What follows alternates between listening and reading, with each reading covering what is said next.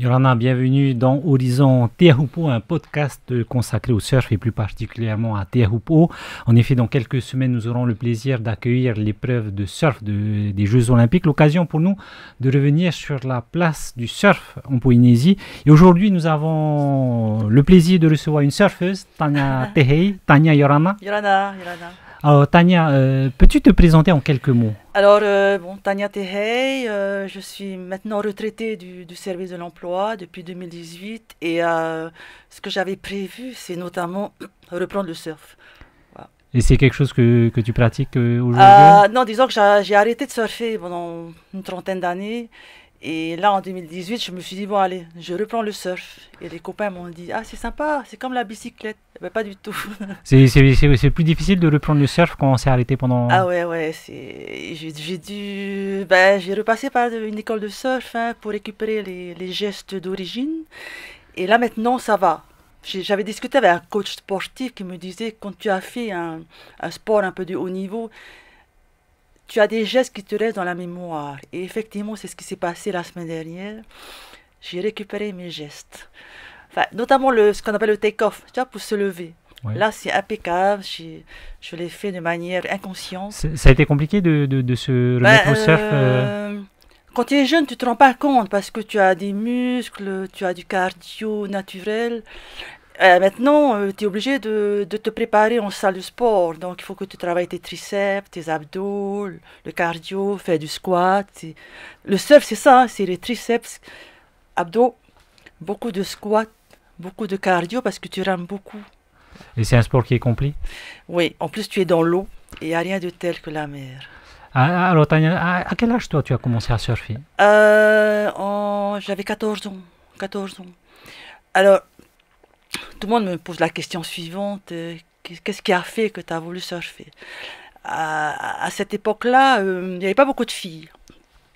En général, les filles, je les voyais à Papara, mais elles restaient dans la voiture et elles attendaient leurs copains. Et toi, si ce n'est pas ton cas, tu ne voulais pas attendre? Ah ben non, je me dis, ah non, je ne ferai jamais comme elles. Si on veut venir me voir, on vient sur le spot de surf. Et j'avais déjà des cousins qui surfaient. Et donc j'ai intégré le groupe de surf. Et c'est comme ça que j'ai commencé à surfer. Donc j'avais 13, 14 ans. Je te parle de 14 ans parce que c'est là où j'ai réussi à me lever. Mais si tu veux, comme tous les gamins, on a fait du Faheiri. Fahetino. Voilà, ouais. Fahetino, Faheiri. Et après, je suis passée au surf. Mais ce qui est original, c'est qu'à cette époque-là, il n'y avait pas autant de boutiques de surf et on n'avait pas d'argent. Donc on se passait les planches. Tu avais un cousin qui allait surfer, il revenait, il passait la planche à un autre. Donc c'était une planche et on se passait la planche. Voilà. Est-ce que c'est facile d'apprendre le surf à cette époque? Quand tu es jeune, tu sais, bon maintenant je crois qu'il y a au moins une douzaine d'écoles de surf. Ouais. Quand tu commences gamin, les gamins ils sont souples, ils se lèvent vite et tout, c'est facile. Mais si tu as un certain âge et tu apprends le surf, si physiquement tu es bien, tu peux te lever. Mais sinon, c'est pas évident, quoi. Combien de temps toi as mis entre le moment où tu as commencé à vouloir surfer et le moment où tu as pu te lever? 3 ou 4 mois, je crois. Mais j'allais tout le temps. Je me démoralisais pas. Et quand je me suis levée, là, j'étais... comme j'avais dit à un de vos reportages, il n'y a qu'un surfeur qui peut expliquer cette sensation-là de plaisir. Quand tu te lèves et après, quand tu commences à faire les manœuvres, c'est parce que tu es, comment dirais-je, t'es dans la vague, toi tu entends le bruit de la vague, et puis tu fais ta manœuvre et celle qui te pousse, et là c'est un réel plaisir. Et toi tu as appris à surfer où? Alors j'ai appris à surfer à Paia, en face de la mairie. Et j'ai adoré parce que ma tante habitait juste au pont, donc c'était facile. Je prenais la planche et puis j'allais à pied. Et à cet endroit-là, les vagues étaient hyper puissantes, mais puissantes. Et donc j'ai appris là. C'est un spot facile pour apprendre ou c'est plutôt compliqué? Non, parce que tu ramassais Enfin, disons qu'il fallait pas être en face de la vague qui se casse. Mais ce qui est bien, c'était un spot hyper pratique. Parce que t'étais pas obligé de passer la barre. Toi, tu surfais, c'était un peu comme au récif. Tu surfes, après tu contournes la vague et ainsi de suite. Alors qu'à Papara ou à Papineau, tu es obligé de passer les barres. Et là, c'est fatigant. Et c'est un spot que tu fréquentes toujours aujourd'hui?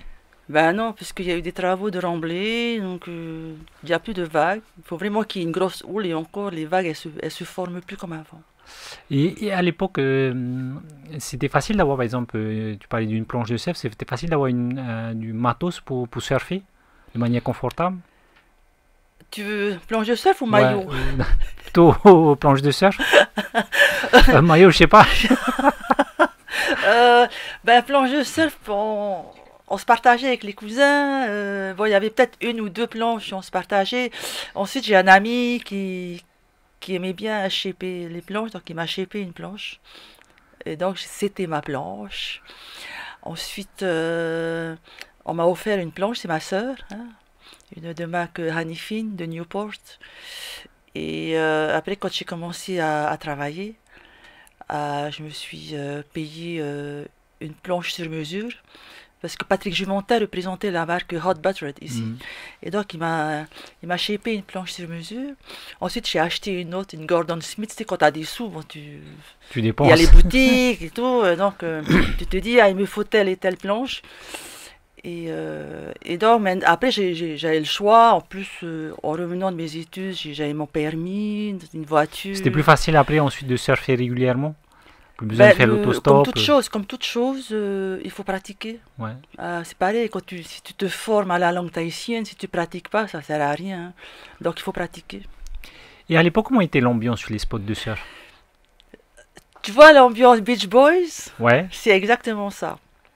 C'était hyper agréable. C'était très agréable. C'était pas, on n'était pas stressé. On venait me chercher à la maison pour aller surfer. Des copains qui venaient me chercher. On allait dans les vagues. Il n'y avait pas du poporé.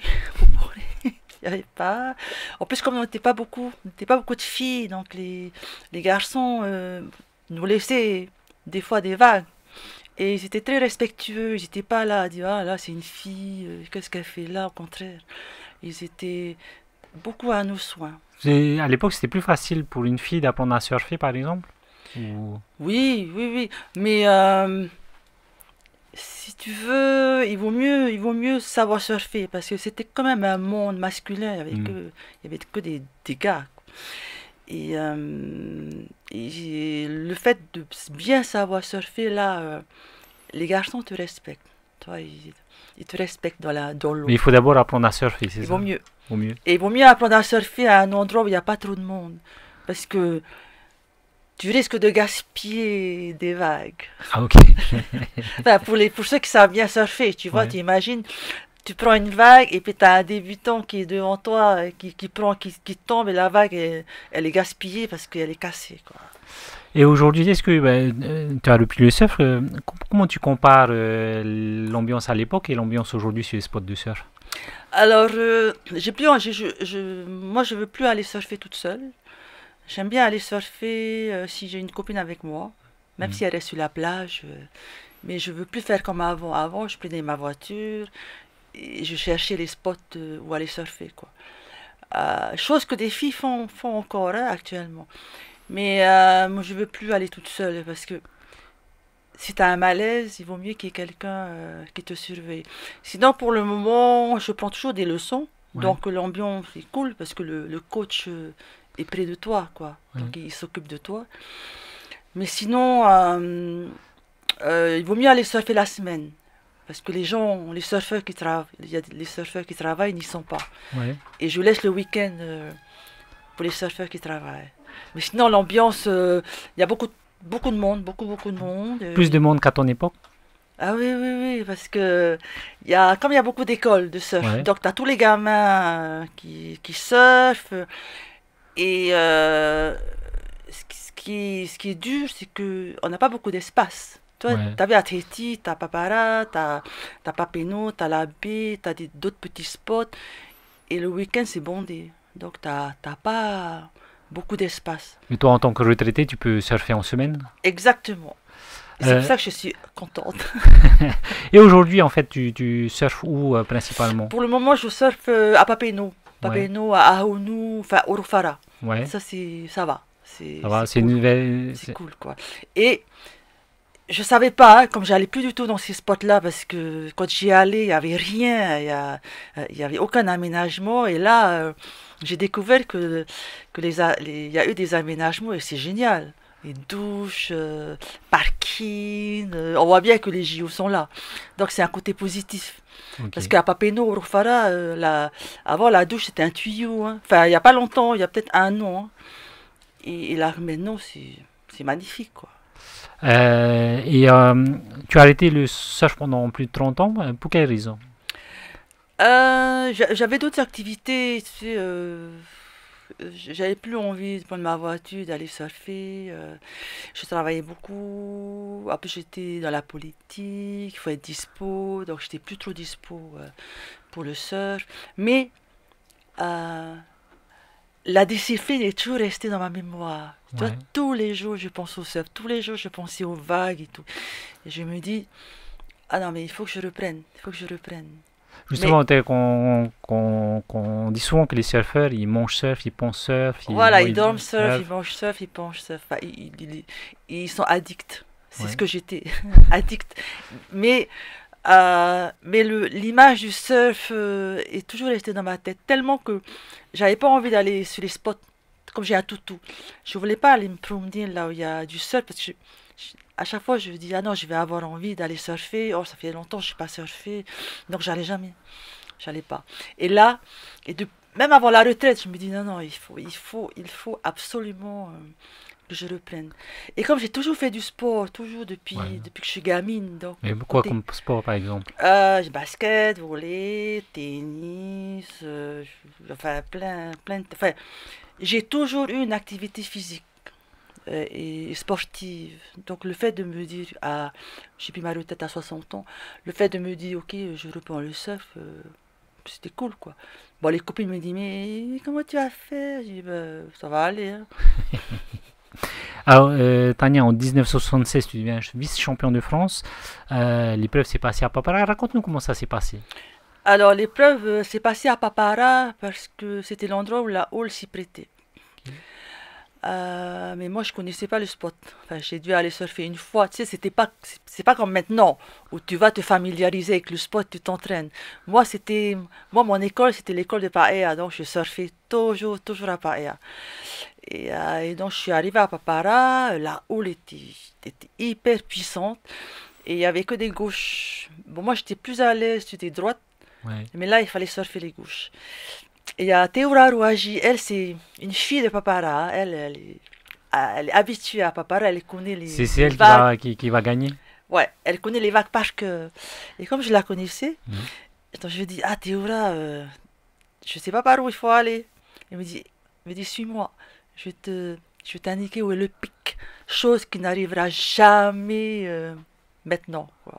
Il n'y aura jamais quelqu'un qui va te dire, va là, c'est bien les vagues, quoi. Donc je l'ai suivie. Elle a surfé, elle est jamais tombée, elle est régulière, elle était régulière, elle a surfé, elle a gagné. Moi j'ai surfé, je suis pas tombée, j'ai pas pris beaucoup de vagues, hein, j'ai dû prendre 4 vagues, mais c'était 4 bonnes vagues.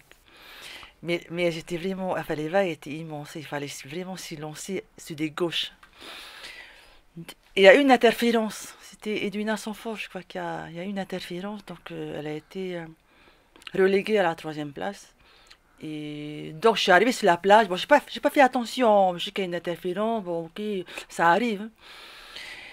Je vais sur la plage et on attend les résultats. Et on vient me dire, me voir et me dit, ah Tania, t'es deuxième. Je dis, ah bon? Comment ça se fait que je suis deuxième? Ben, parce que t'es deuxième. C'est bon, les points que t'as eu ben, font que tu es deuxième. Et j'avais pas vu, c'est là où je te parlais de maillot. Ouais. J'avais pas vu qu'une des bretelles avait lâché. Parce que c'est tellement fort, donc une des bretelles de mon maillot avait lâché. Donc j'étais comme ça en interview, tu vois. Ça fait des souvenirs. De très bons souvenirs. Mais j'avais jamais réalisé la dimension nationale de ce Ouais. trophée. pour moi, je dis, ok, bah, je suis deuxième, je suis vice-championne de France. Ok, cool, cool. Ok, ben, sans plus. C'est que maintenant, Shige, quand il me dit, ah, Tania, il y a 2 ou 3 ans, il y a eu un film de mère en fille qui Oui, est c'est passé ça. au FIFO Ouais, hors compète. ouais, Et donc Shige me contacte, il me dit, ah, Tania, je veux faire un reportage sur toi, il y a France 3 qui est là. J'ai dit, mais pourquoi tu veux... Je me dis, mais Tania, t'es quand même une des premières surfeuses. En plus, en plus t'es vice-championne de France. Et tu es dans les archives du surf, mais tu te rends pas compte? Je dis, bah non. Écoute, bon, allez, on fait un reportage sur toi. Donc il y avait l'interview et le film est passé. Et c'est comme ça que j'ai réalisé l'impact. l'importance de ça. Ouais. Sinon, quand t'as 17 ans, sauf maintenant, hein, Ouais. quand t'as 15 ans et t'es champion du monde, waouh, mais moi, j'étais ok, cool. Il y a une soirée de remise de coupe, ok, cool. On se voit à Montréal avec les Français, ouais, ok, mais T'avais pas voilà. réalisé à l'époque. Et voilà, pas, sans plus, quoi. Et justement, qu'est-ce qui t'a poussé toi à faire de la compétition? Bah rien, moi je surfais tranquillement dans ma vague. J'ai jamais voulu faire de compète, encore moins être licencié. Enfin, j'y pensais pas. Moi, tant que j'allais surfer, ça me suffisait. Mm. Mais on m'a remarqué. Tu sais qu'il n'y a pas beaucoup de filles.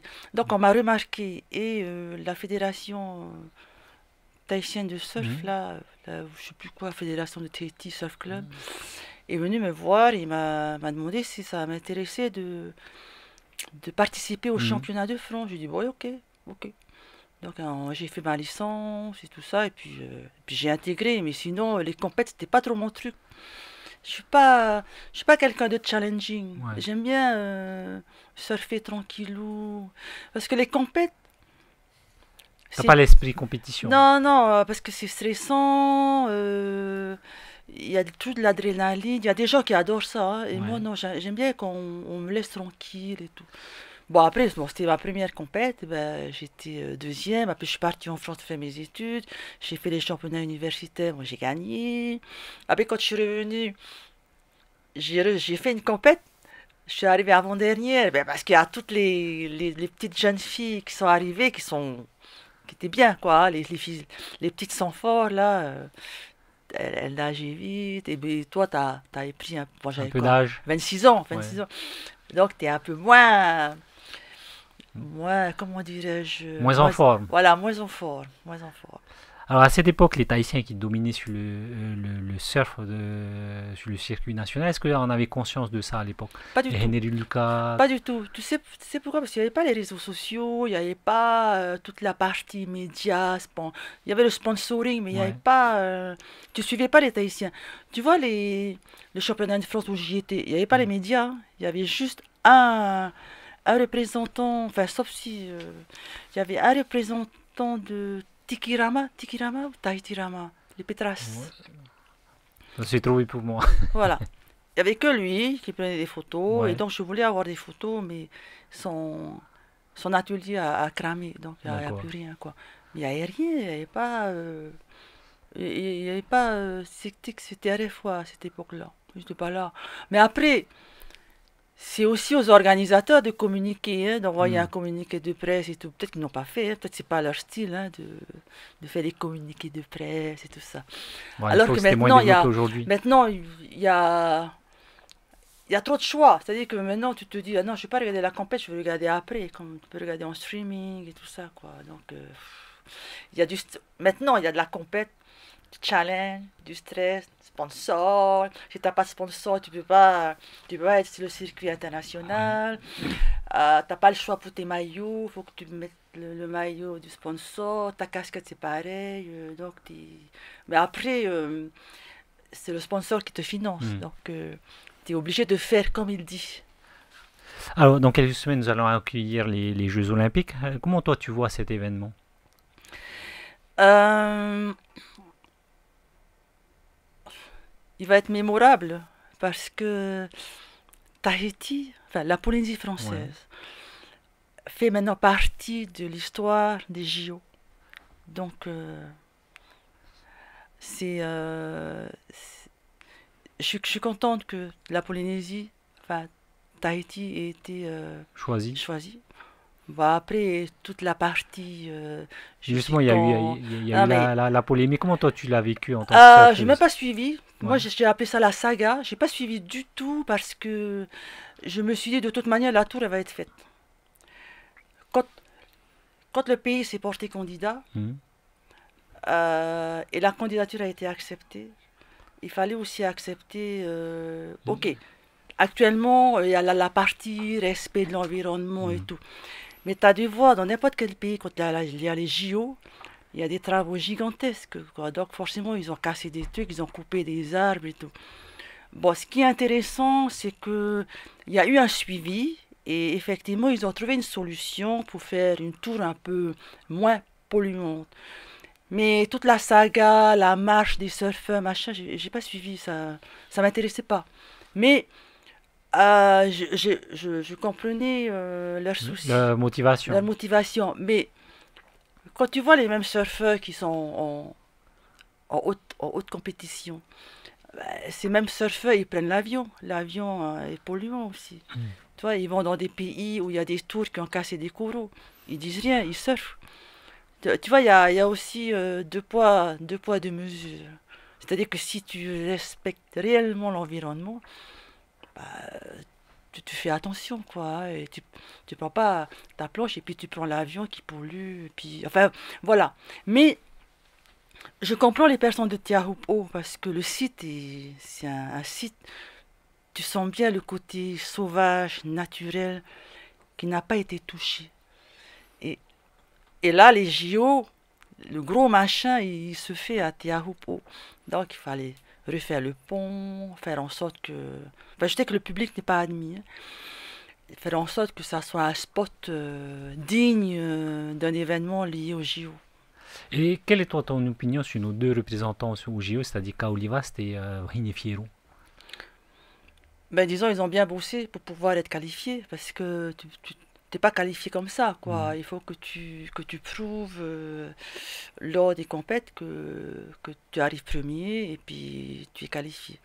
Le seul truc, c'est que c'est rare que les Tahitiens gagnent à Théopo. Justement, Michel Boulez, il dit que c'est plus difficile pour un Tahitien de s'imposer à Ben, Tehupo. écoute, c'est rare de voir des Tahitiens gagner à Théopo. À chaque fois que je suis des compètes Théopo, c'est jamais un Tahitien qui gagne. Je sais pas pourquoi. Plus de pression peut-être? Ben non, les vagues, c'est une vague mystique, mais c'est quand même une vague du surf, quoi. Mhm. Je sais pas, mais on verra, parce que Vas, lui, c'est un enfant de Tiopo. Vahini, elle, elle est douée. Elle est douée. Mhm. J'avais vu le tube qu'elle a fait. D'ailleurs, ce, ce tube-là a fait la page de Surfer Mhm. Magazine. Elle est douée. Bon, après, c'est le mental. Même si tu es physiquement prêt, mais si mentalement t'es pas prêt, c'est pas bon. Mais de toute façon, je vais suivre à la télé. Hein, tout le monde va être à Tiopo, moi je vais aller à Papenou. Ah, justement, comment toi tu vois l'évolution du surf aujourd'hui? Alors, l'évolution du surf aujourd'hui, ça va être comme ailleurs. Donc, les planches, les marques, le dress code, les marques, les crèmes Mhm. anti-solaires. Le seul truc, c'est que ben, il n'y a pas beaucoup de place. Il n'y a pas beaucoup de place. Faut aller au Rif ou aller dans les îles. En plus, les îles commencent à se développer. Tu vois, à Rangui, tu as maintenant le circuit, fait partie du circuit. Les Je crois que caisses, les ouais. marquises, maintenant, on commence. Il me semble, je crois que c'est Nukuhiva. Mhm. Ils commencent à faire des compètes. Mais je trouve que ça évolue bien. Les écoles aident beaucoup. Les écoles de surf. Comme ça, ceux qui surfent ont des bons gestes. Justement, toi tu prends des cours.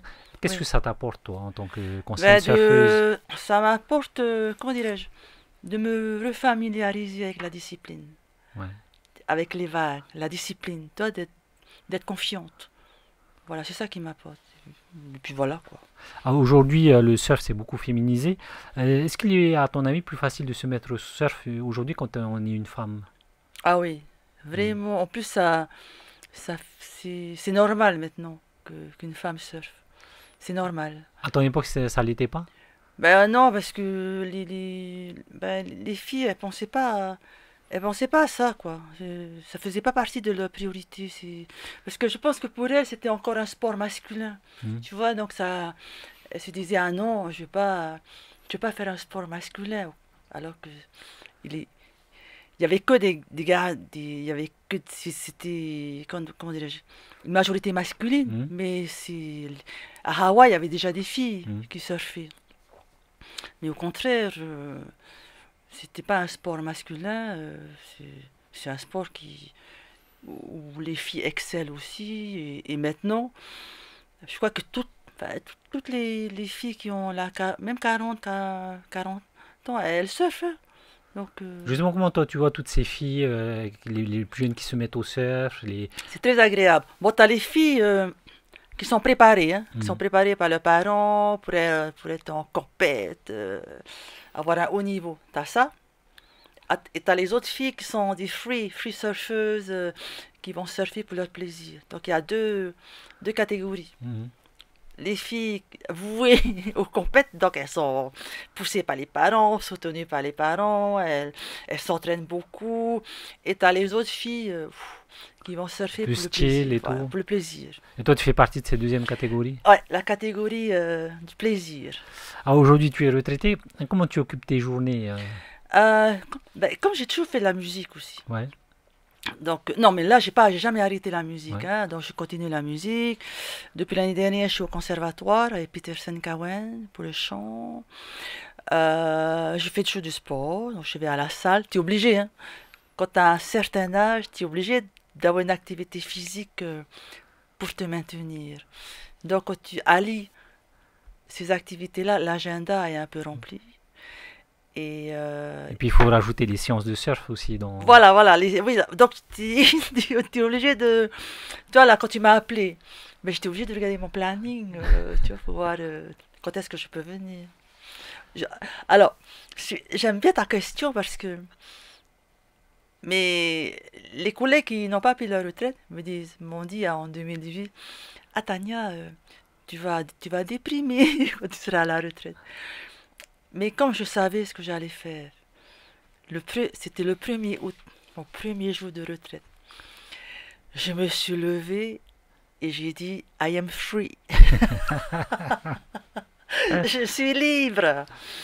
Et cette liberté aujourd'hui, comment ça se Eh passe? ben, je me sens toujours aussi libre, bien dans ma tête, une qualité de vie magnifique. Mais il faut quand même que tu t'organises pour que tu sois financièrement à l'aise. Donc, j'ai effectivement ma retraite parce que j'ai travaillé, Mhm. mais j'ai fait une complémentaire quand même D'accord. pour pouvoir voyager et pour vivre bien. Alors Tania, on arrive presque à la fin de cette émission. Est-ce que tu as un dernier message à adresser aux internautes? Déjà, merci, hein, merci de m'inviter. Toutes les personnes me disent, ah, mais est-ce que tu vas porter la flamme? Je dis non, c'est pas grave, c'est pas grave. Et le fait que moi je sois reconnue par des experts, ça me suffit. Tu vois, ceux qui vont porter la flamme, je les admire, mais je suis heureuse comme je suis. Alors le message, c'est, il faut, comment on dit, apprécier ce qu'on a, Mhm. apprécier ce qu'on a. Quand tu te lèves, apprécie le fait que tu sois bien et que tu sois encore en vie. Toi, c'est des choses Mhm. qu'on oublie. Tu vas au travail le matin, tu oublies que tu respires encore, que tu réfléchis. Tu vois, il faut apprécier des petits plaisirs qui sont très importants. Donc, enjoy life. Ce sera le message de la fin. Merci Merci à Tania toi. Tehei d'avoir accepté cette invitation. C'est la fin de ce podcast. Je remercie tous ceux qui m'ont aidé à préparer cette émission. À la réalisation, Jean Amaru, Thierry Ching au son, à la Lensan à la préparation, Hivatoti pour l'habillage, Sondira de Rock et Isabelle Berthaud pour la cellule web. Vous pourrez retrouver ce podcast sur notre site internet en audio ou en vidéo, mais aussi sur la chaîne YouTube de Poésie la Première. N'oubliez pas de vous abonner ou de liker la vidéo. On se retrouve la semaine prochaine avec un nouvel invité.